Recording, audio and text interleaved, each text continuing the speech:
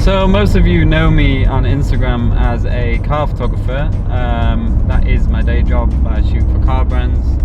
However, I do get the opportunity to drive. Oh, another green RS3 to say hello. But yeah, so I get to drive quite a lot of cool cars. So naturally, I start to form a little bit of an opinion. And I figured you guys may be interested in hearing what I have to say about the car and just generally taking you along for the road trip. So I'm not pretending I'm Chris Harris or anyone amazing at driving. You're probably not going to see me sliding cars onto the road anytime soon. So if you're looking for any of that, then maybe you should go somewhere else. However, if you are interested in finding out more about what I'm getting up to, then please do subscribe, hit the bell, do all that YouTube stuff. I don't really understand it, it's kind of new to me. But yeah, that would be awesome.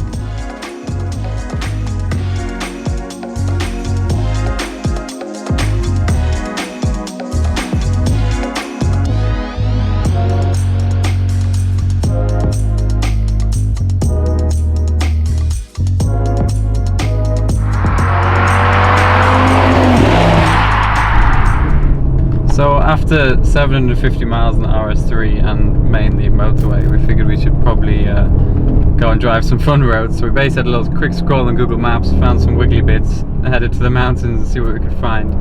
Unfortunately, we just found a bunch of narrow, awful, rocky roads which didn't really work. And then we stumbled upon a little drem where there happened to be a bunch of boy races, which means you've definitely found the right spot. We found this amazing piece of Swiss tarmac rolling through the fields, perfect conditions, and yeah, finally had a good drive with the RS3. So yeah, that was a lot of fun.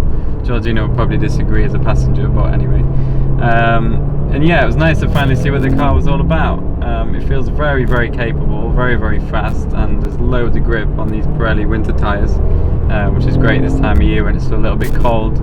A little bit lack of feel in the steering, but maybe I've just got used to the GT4 too much. It still kind of feels like it's trying to drive itself for you. I don't know, again, if that's just me. I prefer a bit more of an analog car, but overall super impressed with the with how this thing handles, and it's just a great all-round daily that just kind of does everything. But yeah, we should probably head back now to our little chalet and cook some salmon.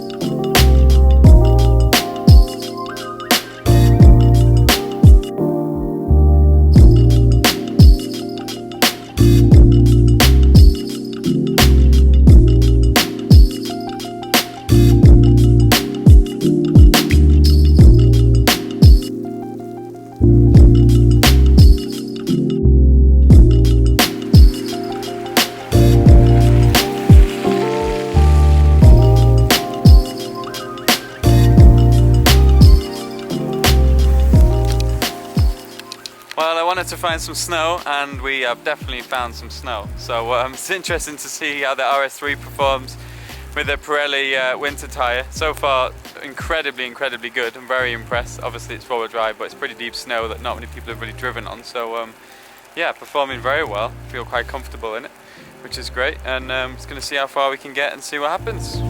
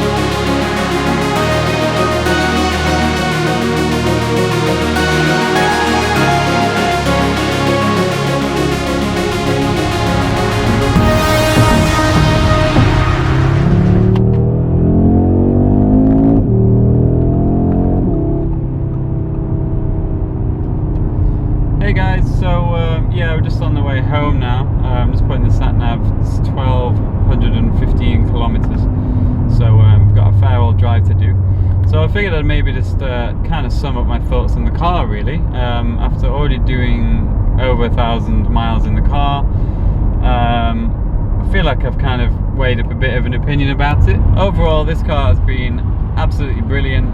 For this road trip, driving in a combination of dry, wet and snowy roads, whether for cruising from one coffee shop to another in eco mode, or I'm up a mountain pass trying to have some fun. I have a huge amount of confidence in this car, especially with the Pirelli winter tyre. Overall, it's been brilliant actually, and I much prefer driving this to the GT4 on a trip like this, because obviously the weather's all over the place, and this Audi Quattro system with a rear spy mode is a load of fun, but also just great car as a daily. What do I like about this car and what do I don't like about this car? I love the way it looks. I think it sits really nice on these wheels. Yeah, as I said previously, it's a good daily, and I like the fact it's not too low, don't have to worry too much. It seems to do everything overall quite well. It's not too bad on fuel, it's very comfortable, it's still great fun to drive when you want it to be. Yeah, it's got plenty of power. I think the 0 to 62 time is 3.1 seconds from this 400 horsepower 2.5 litre turbo engine, which feels yeah, pretty damn fast actually. More than fast enough for a daily, but I think it's a good amount of power, not too much. I think it's actually feels to me about perfect for what I would enjoy as a daily car, which I know sounds a little bit ridiculous, but anyway. So to drive this car on a mountain pass or any other fun roads of your choice, it feels very, very confident, inspiring. Classic Audi, feels pretty safe regardless of the fact it has a lot of power.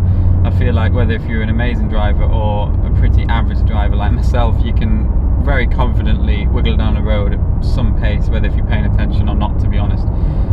It does, however, feel a little bit more rear biased than some of the Audis I've driven, which is probably down to the new system they have in this car, where you can put more torque to the back, which is something that's not very Audi-like, which I think is, again, very cool.